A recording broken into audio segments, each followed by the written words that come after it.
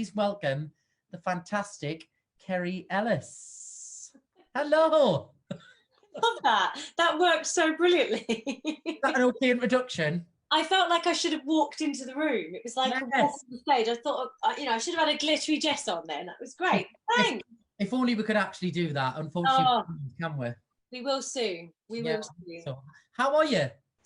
I'm good, I mean,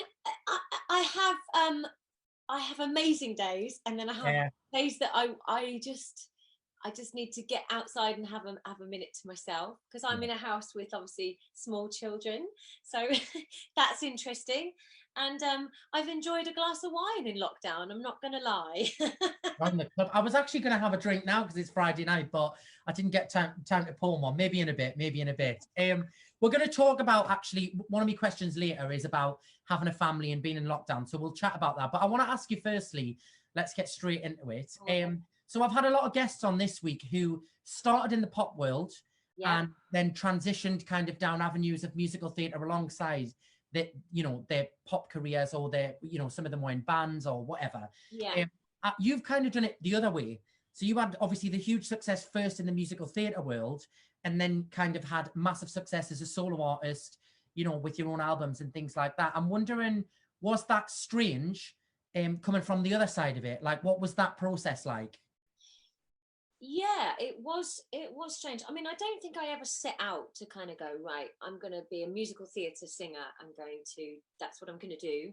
I just knew I loved to sing and I loved to perform. And the route that was kind of accessible to me was going to drama school and then going to kind of into theatre. That's my local dance teacher went to the same college, and that was kind of our route. And back then when I was training, there wasn't so many colleges around like there are now. There's so many different styles of college, and that was kind of just my route. So I think I just saw that as my stepping stone into a performing zone, if you like. And I kind of did all right at theatre, and it kind of went pretty well. But I had also this passion for music as well, and as in creating or being a solo artist and being free to express myself as me. And it came a lot later. I started working with Brian kind of around the Rock You days. So we were in the studio kind of collaborating over those years. But it didn't really come to kind of fruition until I'd say 2010, when I came out of Oliver. And I did my first kind of big album. I think I found a lot of resistance, because I think once you're kind of known in the theatre world, you're called this kind of crossover artist, but it's difficult, I think, to be taken seriously as a solo artist when you've always been an interpreter of songs, and always been kind of acting through songs, and it was difficult, but I think once I kind of committed to it and did anthems, did a tour, and then continued with it, I think it was slightly more accepted. And especially now, with a lot of people that have come the other way, I kind of hate the word crossover artist. Well, the thing is like, I've experienced it in my world of work, because everybody always wants to just put you in a box. Yeah, they do. So they're very much like, oh, well, if you've done that, you can't do anything else. Yeah. I remember doing Pop Star Opera Star, and one of the first questions when I came out, they're like, so what are you now? Are you an opera singer or are you a pop singer? And I was like, well, I'm neither. I just did a TV show that I learned how to sing classical music. Yeah. And I'm releasing an album about that. And then if I want to do a pop album, I'll do one. Yeah. But I think it's a media thing, I think, as well. And it's very much a record, like a record boss's vision. They're like, well, you can't do too many things. Do you know what I mean? Yeah. They like to know what you are. And I think for me, especially, the beauty of what I do is the variety. And I enjoy the variety that I get to do, maybe a musical and then a play and then an album and then a tour. And I like that it's always different. It's similar from musicals to plays, or musicals to television, or it's always a bit the same thing. People just don't want to accept you. You have to really fight it. I think also as well, not to be negative, but I think you have the talent that you can do all of that. Not everybody does do that. So maybe that's why. Maybe that's why. Well, likewise. I mean, you've done the same thing. I mean, you've done, you've jumped in all kind. You've done musicals and albums and tours, and I mean, I want to ask you about some of that stuff later. But Yeah. you've done it as well, and how you. Well, maybe I'll start with this question. Yeah. How it wasn't going to be my first question, but I'm going to ask it now anyway. How do you kind of plan the next thing? Is it something that you choose to do? Do you suddenly go, right, I fancy a musical now, and go searching for it, or I feel like I should do a new album now, or because I think people often think that we choose, and I think especially in the theatre world, you're kind of not waiting for the phone to ring, but you're responding on offers that come in. Do you choose? Do you figure it out, or is it? What I've learned is, in the early days, we used to plan meticulously, and would be like, this is what's going to happen. And then in the last couple of years, we sit down normally about 6 to 8 months ahead of a year, of the following year. So, like, for example, to explain this year, obviously it's all gone apart a little bit because but actually it hasn't for me, really. I have to be honest. But in the summer last year, there was certain opportunities coming along, for certain shows, certain ideas that people wanted us to get involved in, and I was just at a point where I was a bit like, all of the things that were being presented, there was nothing that I was like, that's what I want to do. And I sat down with the management team and I said, listen, like, I've worked non-stop for 10 years. You work so hard. Yeah. Your tours are insane. How many dates you do, how your voice doesn't go, I do not know. And I said, listen, let's just, for the first time in a very long time, let's just not plan. Let's just let it flow and see what comes in and see what is about. And I also really wanted to work on some new music, and I haven't had time to do that for so long. Original music as well. So I've obviously done albums where I can go into the studio and record, 5 covers in a week. I can fit that into a schedule, but I really wanted to do a bit of songwriting and just kind of explore a little bit. So we just kind of put the pause on everything, and I could tell everyone around us was a bit like, oh my God, because normally I'm the person that's like, right, what's next, what we're doing, what's happening. Yeah. But obviously, thank the Lord I did do that, actually, because it would have all been, but normally we do plan a little bit. But at the same time, the likes of Club Tropicana, that came in quite last minute. They approached me I think it was like the September before the January when I started, and they said, listen, we'd be interested to know if you would be interested. And I was just like, yeah, I would actually. Yeah. And we juggled a few things that I was supposed to be doing. So it swings and roundabouts. It completely changes on whatever you're doing at the time, I suppose. Yeah. But and I suppose it's like you as well. Sometimes you'll know that you're doing something 6 months to a year in advance, and then all of a sudden that'll change. But people kind of that aren't behind the scenes never get to hear about it, so they don't know that you're kind of switching and juggling things around all the time. I think you have to be quite flexible. You just kind of never know what's going to be around the corner, and you have to be open to suggestion. And also sometimes a job might lead to something else, or a meeting might lead to something else. You might go in for a certain interview or audition, and you might not get that, but something else might come along. And I think you have to be a bit open and resilient to that. Well, this is probably a good segue then into this question, because if I'm right in thinking you were originally Idina Menzel's understudy, is that right? Is that right? Stand by, but yes. Yes, stand by.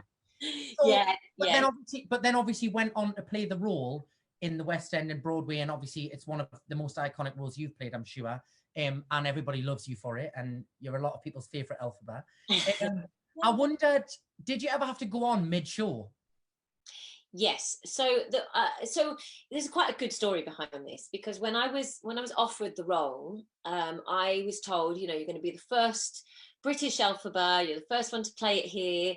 So when I thought, oh my God, I'm going to open this new show, this is amazing. Anyway, about a couple of months later, they was like, I had a call saying, you're still going to be the first British Elphaba, But I was like, oh God, what's going to happen now? Those very famous conversations. You get that phone call and you're like, hang on a minute, what's going on here? Yeah, you know, everything's still rosy, but yeah, you know, the original girl that played it on Broadway is going to come over and do it for the first 3 months. So what you'll do is you'll be around the rehearsals and you'll work with Joe Mantello, who's the original director, and Stephen Aremus, the MD, and you know, you work with all those people, but you just got to wait for 3 months. So in those 3 months, you will be, you know, kind of standing by, but you then have your own kind of opening night 3 months later. So I was a bit like, However, that did lead to my Broadway transfer, because Broadway can work on an exchange. So the fact that Idina had come over here meant that there was a space for me to go over there. So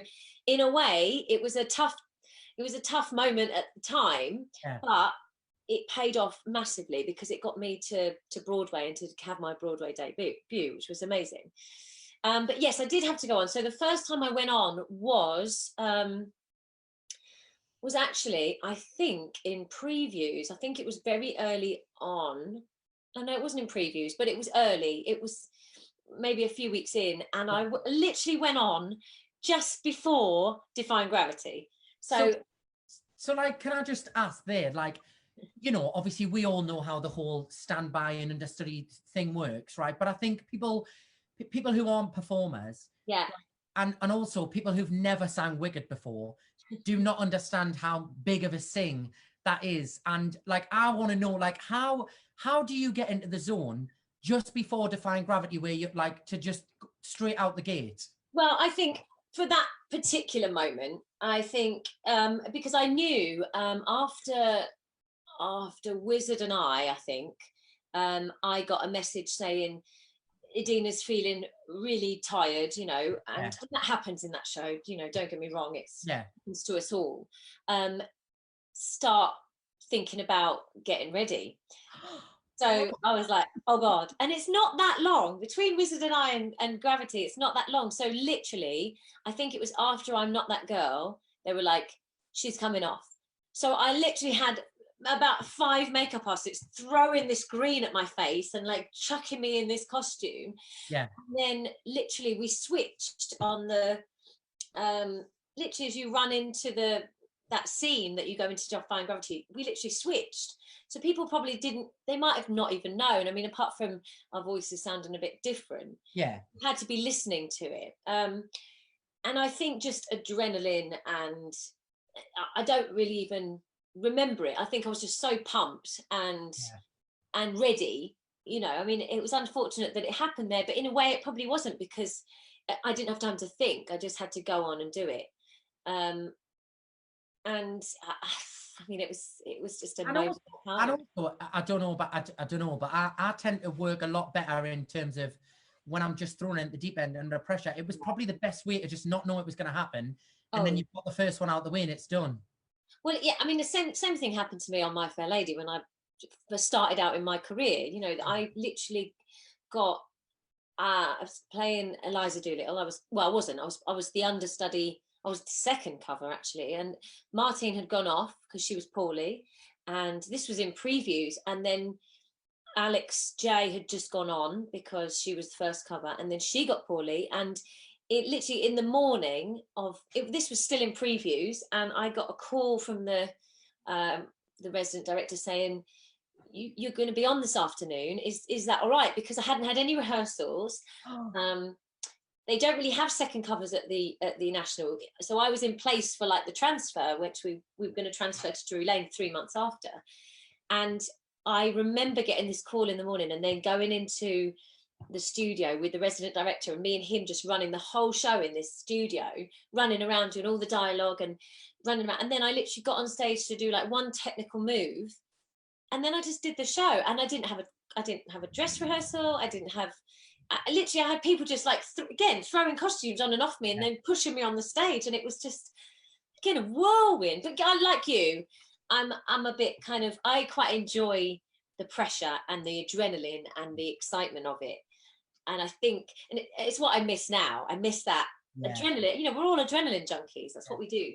I'll ask you my third question while we're on this, because it actually links in with you obviously saying about Broadway and West End and how you transferred over there. I want to know, did you find what was the major differences between being on Broadway to the West End in terms of audiences, environment? Like, I'm interested because we were talking, I think it was the other night we were saying, and people were saying like the Americans come over here and they're like, oh wow, the West End's amazing. Then we obviously go over to Broadway and we're like, oh, it's amazing. What did you find as working in both environments? What was the difference? I think exactly that. All the Americans want to be on the West End and all the English people want to be on Broadway. It's exactly that. To me, it wasn't particularly that different. I think Wicked is such a interactive, it's noisy, it's very audience kind of participation in a way. Yeah.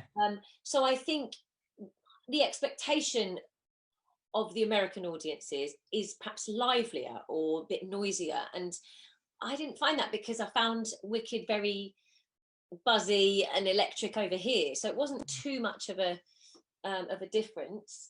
The only thing that I did notice was obviously the comedy hit in a different way, because like stuff like about the Wizard of Oz landed very heavily over there, where it kind of breezed by over here. Yeah. But there would come big laughs where I wasn't expecting them. Yeah. And then there wouldn't be anything where I was expecting them.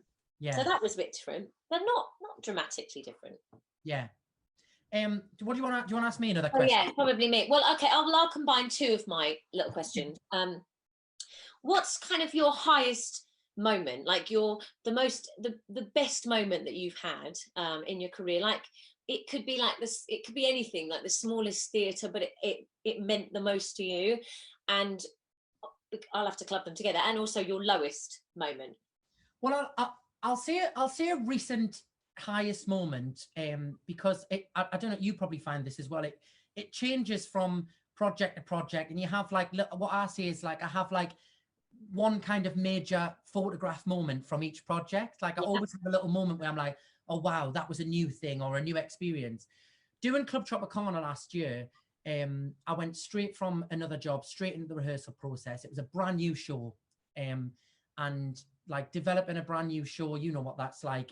They're chopping and changing everything, and the script kept changing, and it was a massively heavy comedy show, and I was playing a comedy role which I'd never done before, and I just didn't think I was funny. I did not think I was funny in the rehearsal room. So hard. And I was getting nothing. And the director was great, Samuel Holmes. I think you probably know Sam Holmes. And Nick Winston. They were both fantastic. Oh, Nick's lovely. Yeah, and they were like, it's great, it's great, it's great. Just trust it. And I remember being side of stage on the first night thinking, that's it. This is like, my career is going to be over after. Oh God. Because you know what it's like anyways, you know, when you're part of a new show and you're kind of going through all of the motions, and I just, as I walked out, I just thought, you just have to trust that this is going to be okay. And I just obviously went into kind of performance mode and alter ego or whatever it is. And I just remember the roar of laughter from the first joke that I cracked. And I'll never forget that feeling of, I was still like fighting to be in character so much when I was like, oh my God, I'm funny.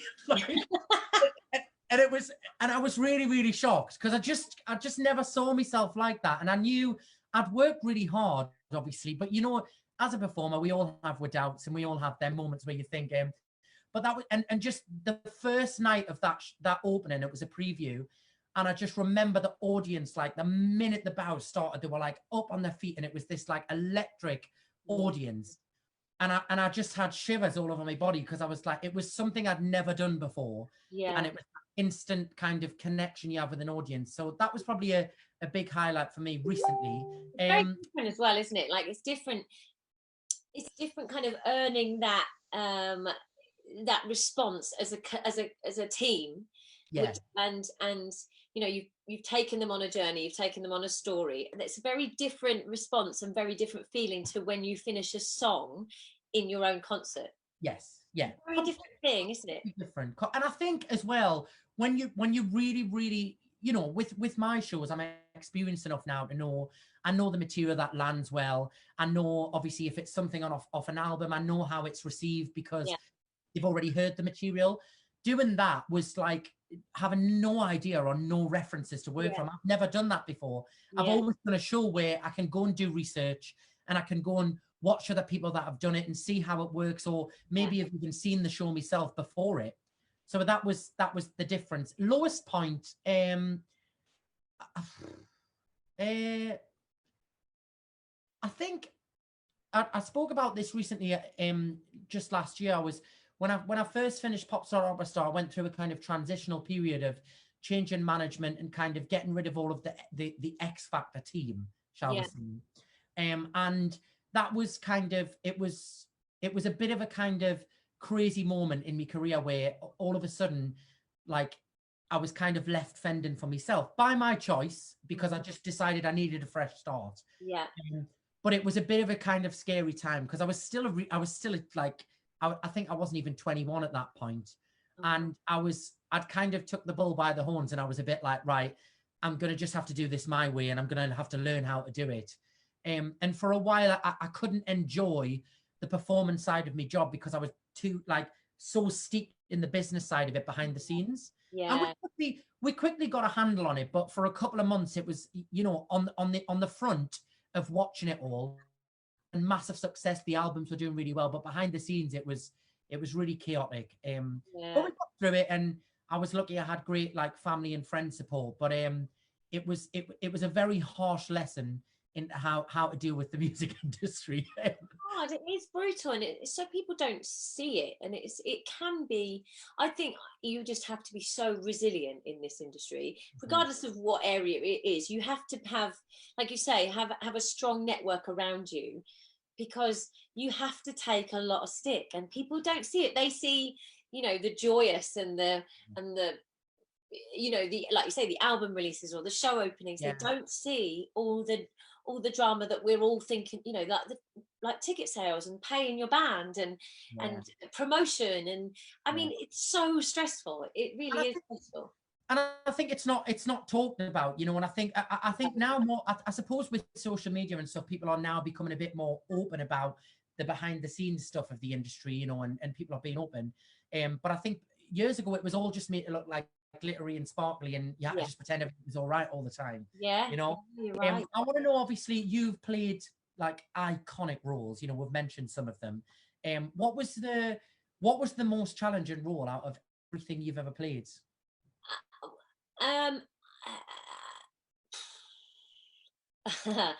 Alphabet obviously was incredibly difficult, because I'd never really had that much responsibility before. Like, I'd been in shows where, like Les Mis, for instance, where you have a big iconic number and you're playing an iconic role, but your responsibility is quite small. You know, I'm in the opening, and I then do a bit of singing, and then I have that number, and then I kind of do a bit in the middle, but then I come on at the end. I mean, My Fair Lady, what would have been, if I'd have played the role of My Fair Lady, that would have probably been up there too, because, you know, you're just not off stage. And it's the same with Wicked. And Wicked, I really had to kind of reteach myself how to sing that show, because I couldn't sing it the way I'd been singing up until that point. I had to learn to kind of just take my foot off the pedal a little bit and ease off, because I was just shooting my voice out. And I was like, I can't do it, and I can't recover quick enough. And how are people singing it? And then I kind of re-taught myself how to sing the show. And that was the toughest it was emotional, it was stressful, it was physically, emotionally draining, vocally draining. There's a lot of pressure on you to be like you know, people come and see you because you're in the show. So it will be Joe McElderry starring in. And for the first time in Wicked, my name was above the title. That had not happened to me before. So suddenly there was this pressure that people were actually coming to see me play this role. And that came with a lot of weight. And again, with such a heavy show, whenever I was slightly tired, you felt that the responsibility and to go in and sing the show, where actually I probably shouldn't have done. I probably should have gone off a couple of shows earlier to help myself, you know. But however, it was probably one of the most rewarding, because the payoff was unbelievable. Do you find that, like, now, you know, obviously I've experienced that in the sense of you doing your own shows, and I still feel a massive amount of pressure. But in the last couple of years, I've learned how to trust my abilities as a performer. I'm tired. Experience, you learn how to compromise. It makes sense or not? Yeah, it does, but I missed you. You kind of froze in the middle of it, and I went, oh shit. Am I back again? Yeah, you're back. You're back. Just tell me the last bit. I was saying, as you've been in the industry a long time now, and I know and understand the whole pressure thing of being in a, you know, your name's on the poster and having to deliver and everything. But in the last couple of years, very recently for me, very, very recently, I've started to learn how to kind of compartmentalize that pressure and trust my ability as a performer, that even when I'm tired, to just trust myself. Yes, you know what I mean? yeah. I do think that comes with experience and age, and I think you become.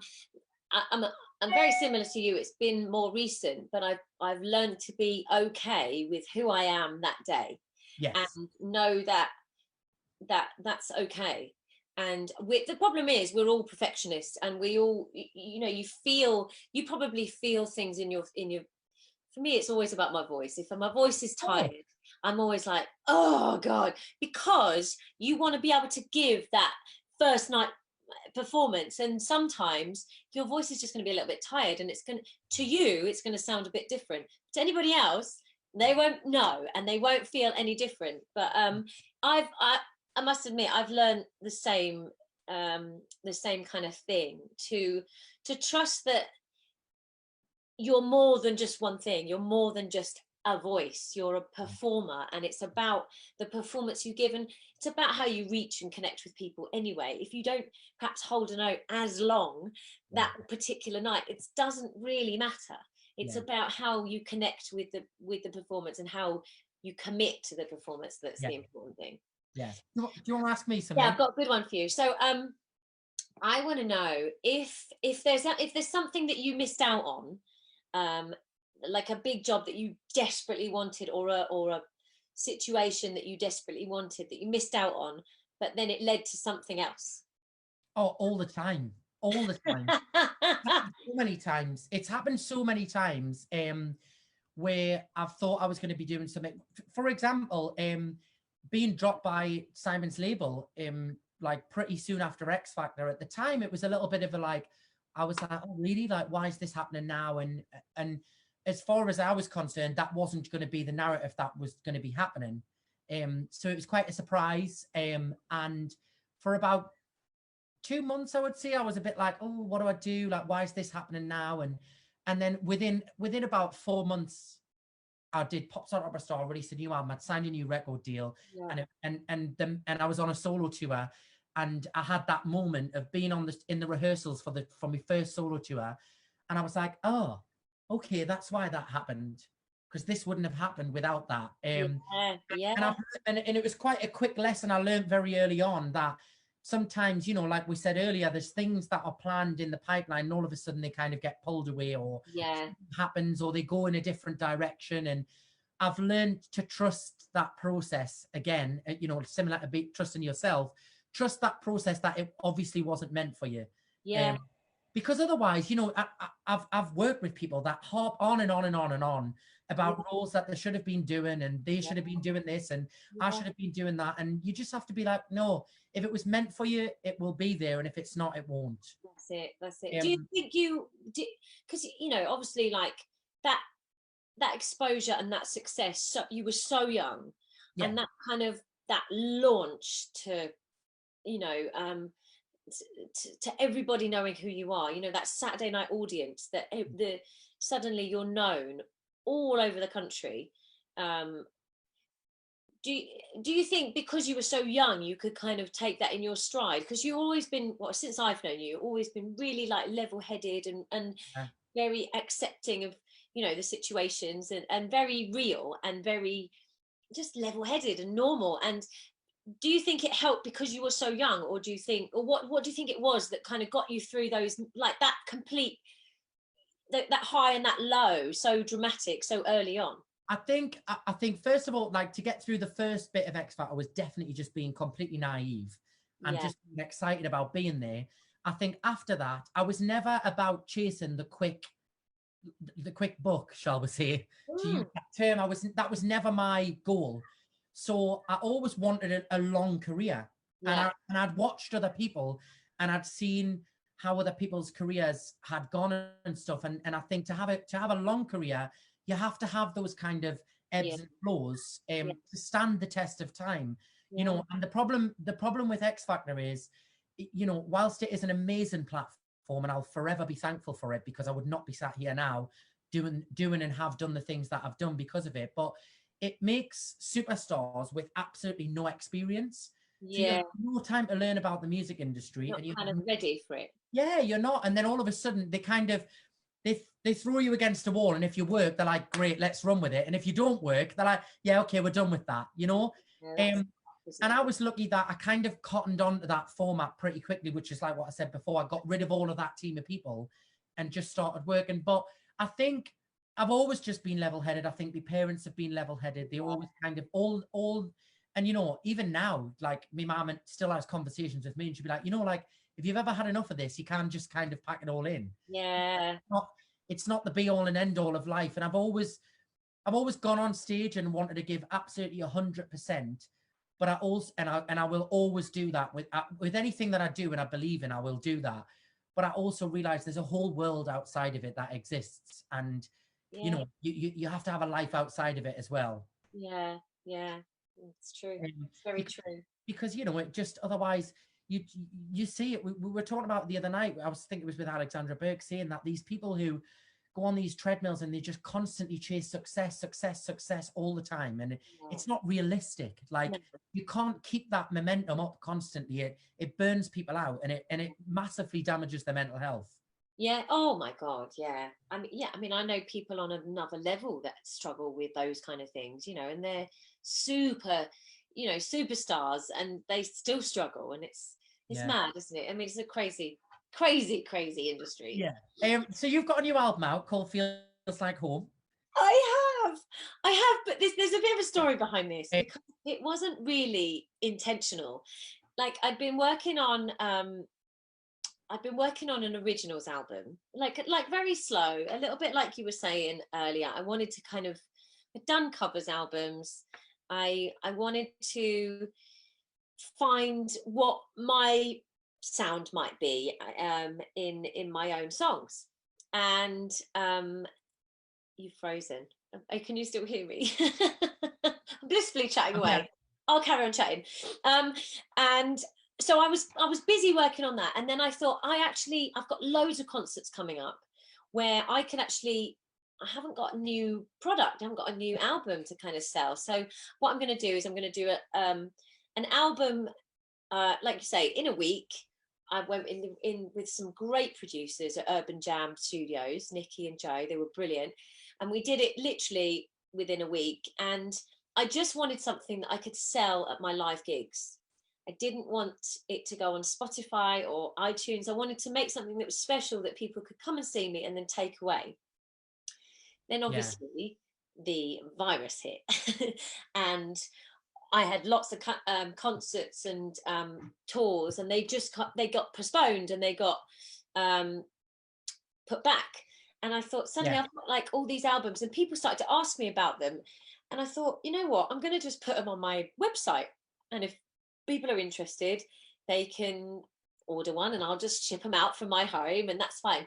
And it went mental.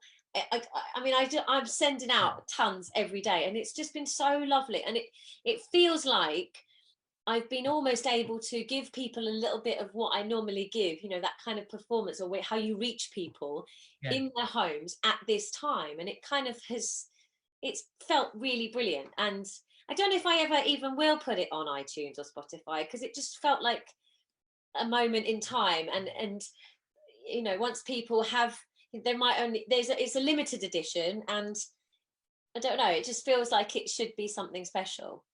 But you've got like great songs on there. You've got like your song "Who Wants to Live Forever." She used to be mine from. What were those the songs that make you feel like you're at home? Like in terms of being on stage, what was the title and the track listing? The idea behind it was there were kind of songs that were just I'm quite songs seem to find me, or they like a song will find me and then I'll put it in like my set, if I'm doing a gig.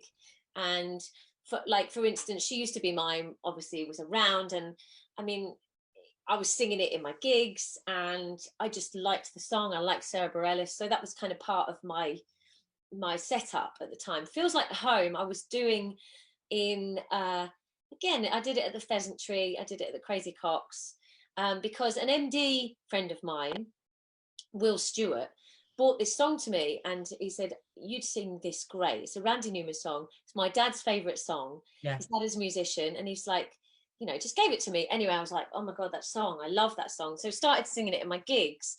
And I thought, I'll record that one day, kind of put it in a box. And your song, I mean, I've always loved it. Obviously, I've just seen the Elton John film and I was kind of inspired by that, and that the musical was coming. So that went on there. Feed the Birds, I'd done a gig in Hong Kong for the Disney people, and I found out that it was Walt Disney's favorite songs. Again, that kind of resonated. And so they kind of all have a moment in time, and they're kind of where I was at that point, and that's why they went on there. And that was it. I didn't really think much further than that. It wasn't a, because again, I was quite invested in this originals album, and I was, it was, my brain was there. So when this was, oh, okay, let's put something together of what's important to me at the moment.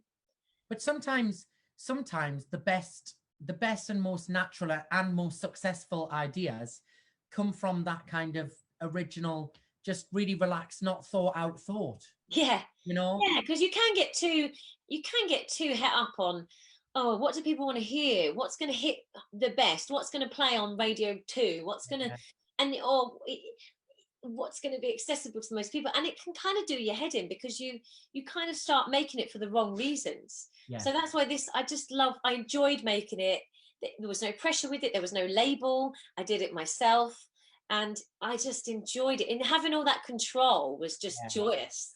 And I also want to know about the podcast, because the name is brilliant. Keep calm and carry on. Keep calm and carry on. So again, I've been wanting to do a podcast for ages, and I kept coming up with all these different ideas, and none of them were really sticking, and I didn't really trust in any of them.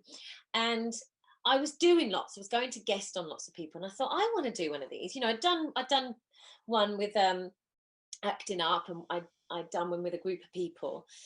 Anyway, so it obviously lockdown hit, and I thought, actually, this is the perfect time. People are at home.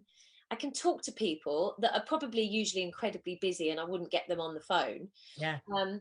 And people might actually be really open. And I wanted to talk about, actually, our friend James inspired me a little bit, because I wanted to talk about the highs and the lows of the industry, and talking about your best moments when you have, like, you're on a tour, or you're in a show, or you have an amazing concert, and that adrenaline and that feeling of closeness to other people and feeling part of a family, and then how you're kind of ripped out of it literally the next day, and you're back in your house, and you're getting your pajamas, and you're making a cup of tea, and you almost feel like a fish out of water, because you're like, well, what's going on? And then you're in, your everyday life, and then suddenly you go off and do something, unthinkable again. And I wanted to talk about that to people that I've worked with, or come into, I've crossed paths with. And it's been really interesting. And then it's amazing how many people go through the same thing.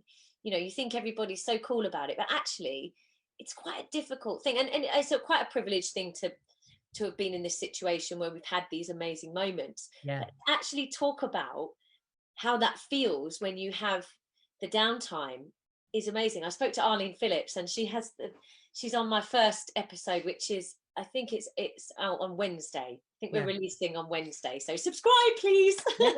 Review, subscribe. So she was, the stories that she had, and she said something very interesting, that she, in lockdown, she's 100 miles an hour here, there, and everywhere. But actually in lockdown, she's actually had to reevaluate who she is, because she's not the Arlene Phillips that's running around being on telly, going to opening nights, and she's actually had time to kind of stay still and take stock, and her story was unbelievable. The thing is, like, because you know, we all experience that as performers, and you do. It is almost like two worlds running alongside each other in terms of your everyday family and friends life, and then you go into this kind of bubble of work that you live and breathe it. I get it like massively after my tours finish. Yeah. You live on such a like high of adrenaline. Yeah. You're like bam, bam, bam, bam, bam, bam, bam, perform, get in a car, go, blah, blah, blah, everything. Yeah. And then you get home at the end of it, and sometimes I'll sit for like 3 days and I'll be like, has that actually even just happened? Like, did I just do that? Yeah. Because it takes your brain about a week or two to catch up with everything that you've just done. Yeah. And it's a very different environment. It's not a normal environment. It's and you're thrown together with a group of people that you kind of become your family, become your unconventional family for that period of time, and then you don't see them for a long period of time, and it's the most bizarre thing, you know. It's odd.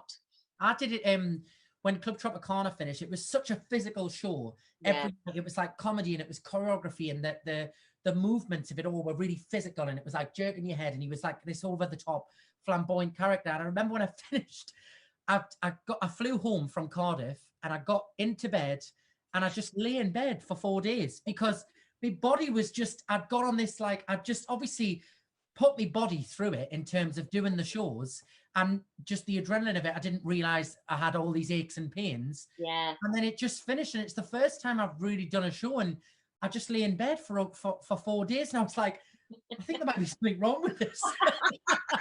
But it's because it's like you just immerse yourself in this like false world for a while. You do. And people don't understand how, I mean, I don't think I understood how difficult 8 shows a week is until I was out of it for like a long period of time. I just was on this cycle, and I'd just do it and carry on, and it was fine, and you're show fit, and you're just, it's not until you actually stop that you go, oh my God, you know, 1 day off a week for like a year. I mean, what was I thinking? I always say sometimes, I don't know if you agree with this, sometimes I'll say, if I'm on a treadmill of work and people are like, you need to take some time off, or you need a break, and I'm like, just add it on the end, because I'd rather do it while I'm still on the treadmill. Because once I step off it, I ain't doing the work. Oh, it's all gone. It's like once you're in your stride, you just got to keep going, because if you stop, that's when it's game over.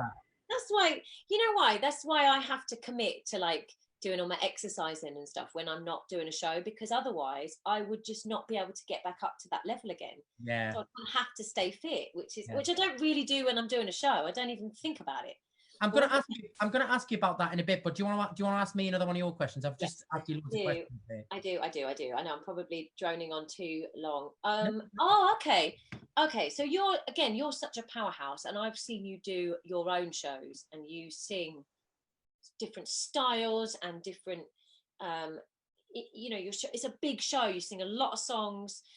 You will go from opera to a pop song to a musical theatre song, which is very different singing and dramatically. And have you ever completely lost your voice? And if you have, how did it come back, and did it have an effect on you mentally? So I have, not very often. I've been very, very lucky that I've always had kind of a robust voice that even when it's not there, I can still sing a show and it's okay. I've also got, which I imagine a lot of singers have. I've never really spoken to the singers, but I kind of have what I call a corridor in my voice, that no matter how tired I am, there's always that corridor of notes that are there. Does that make sense? That's good. So in the past, I've managed to kind of work around that with it, like keys and things, and keeping it in a certain area. I lost it quite badly on, I got a really bad throat infection about the last week of one of my tours about 2 years ago, and it came out of nowhere, and it really freaked us out. I woke up one day and I thought, oh, I've got no voice today. And I had a show that night, and I did the show, and it was fine. I think we were at somewhere like Wakefield or Leeds. It was somewhere. And I had 2 days off after that before completing the rest of the tour. I had about 5 shows left. And I woke up the next day after that show, and I mean, my neck was out here, swollen glands, everything. And it completely went for about 2 weeks, it just would not come back. And I've never experienced that before. I obviously just had a really nasty bug. Yeah. But for a while afterwards, it really gets in your head, because you're like, hang on a minute, this voice that I've known really well, and it's never failed us, and it's never, and for a couple of weeks after, and then I had to give myself like a very kind of stern talking to, and just being like, listen, you had a bug, you know, like, get over it and stop. Yeah, it's stop quite making stressful, isn't it? Because Yeah. it's your tool, it's your livelihood. So, and it was the first time I've had to like cancel shows. You know, we've always managed to kind of, I've always managed to kind of just power through. yeah. And we had to cancel like 2 or 3 shows, and I was so annoyed that I had to do it. And I think that was part of it as well. Yeah. It was like, I was really angry at myself that I couldn't just make myself better. Yeah, it's so hard, isn't it? Yeah, you just go, come on, I just need to be better. Just be better. And normally, like, I have all remedies and tricks and stuff that I can just get myself through a show, because in the past, you have no option to do that. But it was just one time I just couldn't sing. It just went. It was like, no, I've decided I need a rest now, and you're going to stop. Yeah, it's stressful. It is horrible. Yeah. I want to know, you know, you've obviously got an amazing family, and I see them all on Instagram and everything. I've met them, and you have. I want to know, like, do you think you've cracked because it seems like you have, the whole, no, it does, like, from what I see, and me knowing you as a person, like, you seem to have cracked the whole, like, balance of, like, family life, work life. Do you see it as that? No. Is it a constant battle? No, it's a constant battle, because you constantly feel guilty, because I love my job, you know, it's my passion, it's my life, and I feel like I've had a limb removed at the moment, because I can't get out there and do it. Yeah. So I'm constantly on the go. I'm better when I'm busy, but if I'm away, I do feel a bit guilty that I'm not here. Although I think I'm probably a better parent, because I get that space, and I get that time to be away from them, to realize what I have, you know, and I'm doing it for them, essentially, because I'm out there providing and all that stuff. But I'm a happy pet, like, mum, so, and wife, hopefully, and I think that we bring that home, and we're both, James works as well, you know, and we both love our jobs, and I think that's massively important. Yeah. And also, I think it's a good it's a good thing for them to see that we're both working, we both have to provide, and that's life, you know. And I think that's a massive you know, thing to be able to give to them, to see that you have to work to earn a living, and find something that you're passionate about as well. Find a job that you love doing.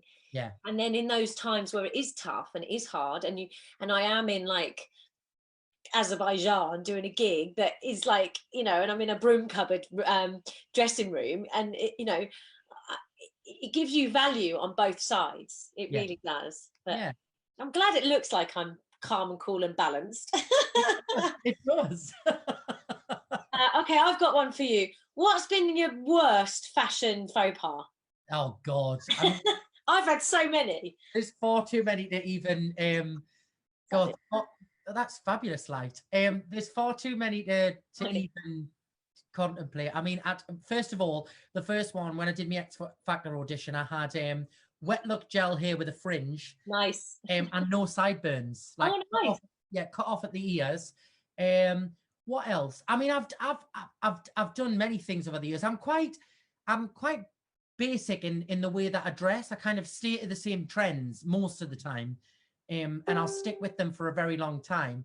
And then every now and again, I'll get like a little bit leery and put something on that maybe doesn't work. But I mean, some of the like the early days of the X Factor, kind of before the stylists of the show and everything got involved. All of that was kind of that was definitely a few faux pas on there, definitely. Yeah. Oh, I've done some corkers. I mean, I've done some horrific ones. But at the time, you think it's great, so you have to work with what you have at the time. Yeah, definitely. I want to ask you for your last for your number 10. We're at number 10 already. Are we? Well, I've asked you more than you've asked me, to be fair. I've asked about 4 questions in but I want I want to know, you obviously have worked with Brian May over the years. Like, what's that like working with somebody as iconic, you know, but like working so closely as you do with him in terms of making albums and touring and everything? Do you just, I mean, in the beginning, first of all, were you starstruck? Um, and how is it working with him? Yeah, I mean, in the beginning, the thing is, because it was so gradual, like it's been a very gradual thing.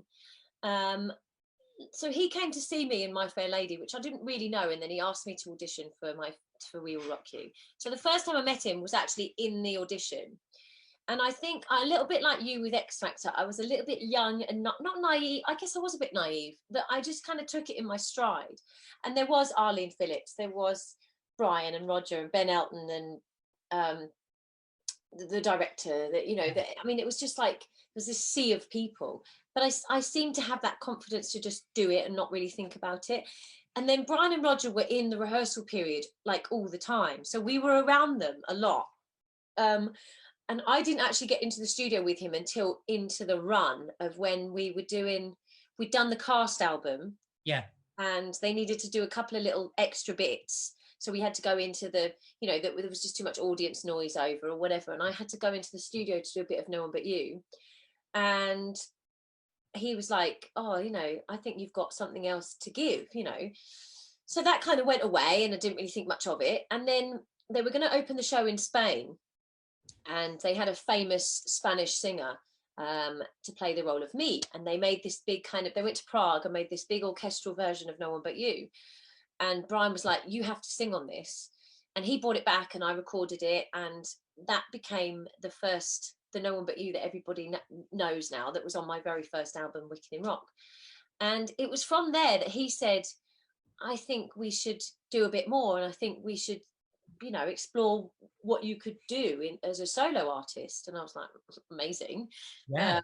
Let's do it. But it was really gradual. It was like we would do maybe once a month in the studio, and because he was off obviously doing his thing and I was doing musicals and really busy, so it was really sporadic. And also we were trying to find what I would sing, what my sound would be, Yeah. because I'd been an interpreter for so long already in my early career that I didn't know how to sing as myself. Yeah. And he would give me all these songs, but I would sing it like the person was singing it.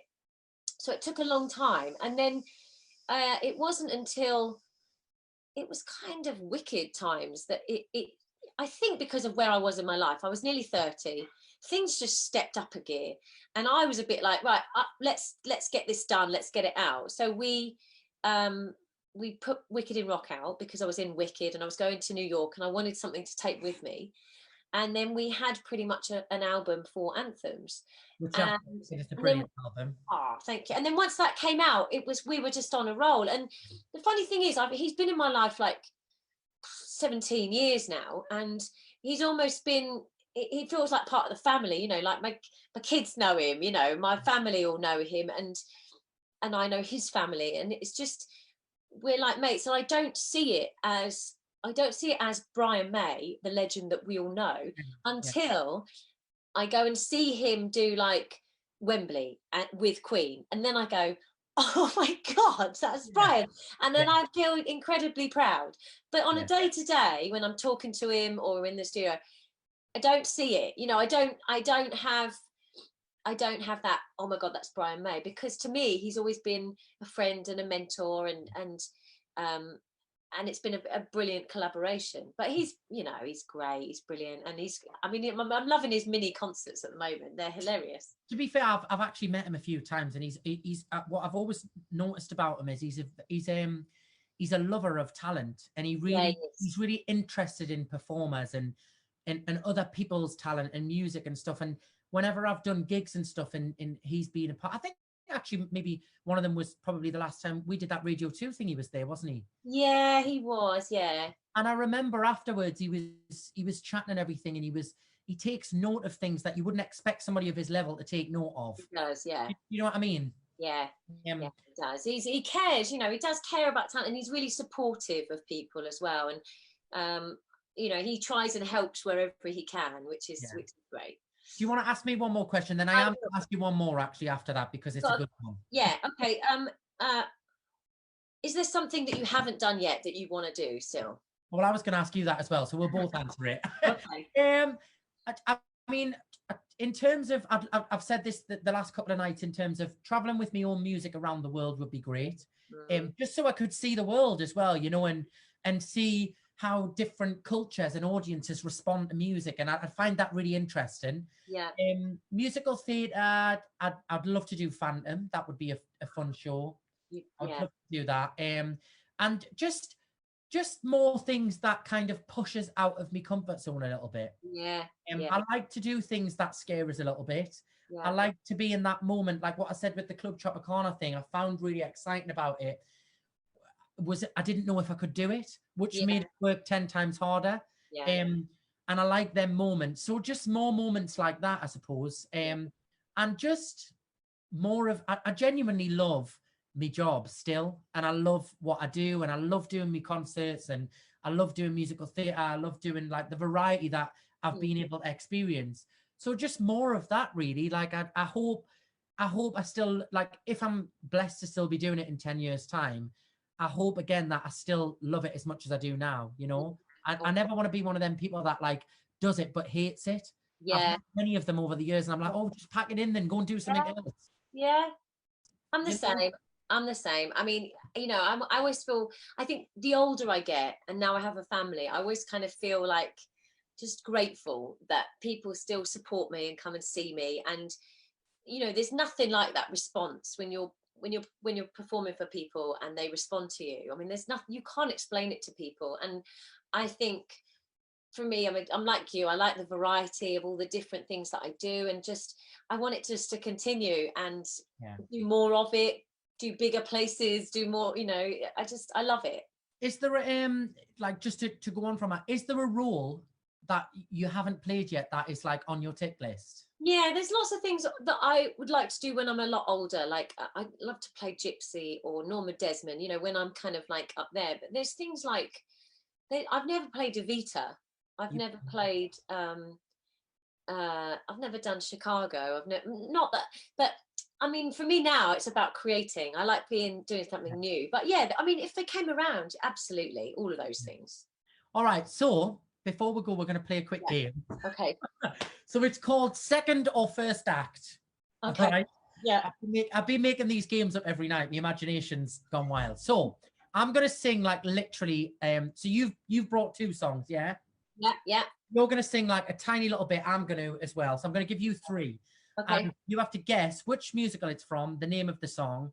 But most importantly, I want to know, is it in Act 1 or Act 2? God, I'm terrible at these things, by the way. So here's the first one for you, right? Okay. And I am telling you, I'm not going. You're the best man I'll ever know.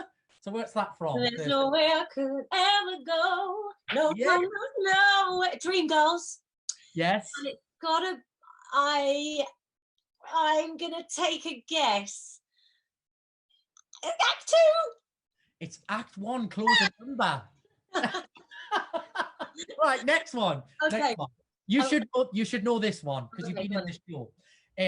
I dreamed a dream in time gone by when hope was high and life worth living. Oh, well, obviously Les Mis, and it's Act 1, and I played the role, so I'd be horrified if I didn't know the act. Exactly. Right, last one for you, and then you can I've never sang this before. On the outside, always looking in, will I ever be more than I've always been? Cause I'm tapping on the glass. I'm waving through a window. I love that. You've got to sing those songs because they'd be brilliant for you. So it's Dear Evan Hansen, and it's Act 1. Correct. I saw it. I saw Ben Platt play it on Broadway, and he blew my mind. He was amazing. He's got a great voice. Okay. Right. I'll be rubbish at this. No, you won't. Okay. I know that there's a place for us, for we are glorious. When the sharpest words want to cut me down. So, gonna send them out, gonna send them out. What a song. So that's This Is Me, Greatest Showman. Yeah. And it's tricky, really, because It's at the big. I would say like Act 1.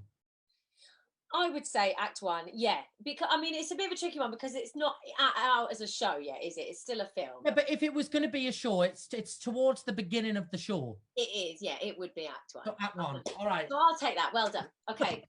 Oh, where's me little thing? Oh, okay. There's a grief that can't be spoken. There's a pain goes on and on. Empty chairs at empty tables. Okay. Ladies. And right, hang on a minute. I've just seen this before Christmas. Oh, is it Act 2? It is Act 2. Yes. I've got another one for you. A quick one. Hit us with it. Hold my hand and we're halfway there. Hold my hand and I'll take you there. That is somewhere West Side Story. Yes. And I've got no idea where it comes from. No, I had to look it up. I'm going to say, let's think, if it's like, it's quite atmospheric. I'm going to say Act 1. Act 2. Oh, damn. Well done. I mean, I might have got it wrong because I did get it off Google. So, you know, I might have we did quite well there, though. We did quite well. If we're wrong, you can tweet with. Yes. Kerry, everybody at home, round of applause for Kerry, even though we can't hear the applause, but I'll give you one. Oh, thank you so much for joining. Thank you. And I will see you soon. And we need to sing again together at some point. We'll sort that out when lockdown's over. Oh my God, I'd love that. Yes, please. Yes, please. Thank you so much. And I'll see you soon. All right. Thank you.